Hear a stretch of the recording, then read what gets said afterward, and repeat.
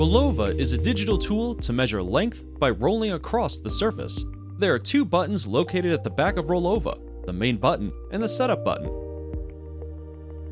Click on the main button to turn on ROLLOVA. Press and hold the main button and roll it across the surface to measure distance. ROLLOVA's digital screen will display the length it goes through. After you finish measuring, you could choose to save your measurement in the saving menu. Offset function. On the back of ROLLOVA, there's a setup button below the main button. By clicking the setup button, you can add the radius or diameter of ROLLOVA to your measurement. LED lights on the sides are indicating when the offset function is active.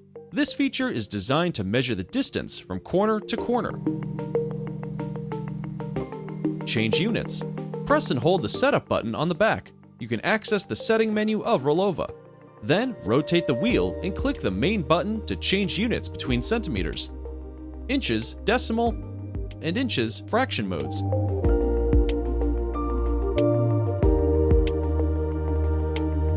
Access saved data. To find your saved measurement, just access the setting menu by pressing and holding the setup button. Then, rotate the wheel and choose the data icon.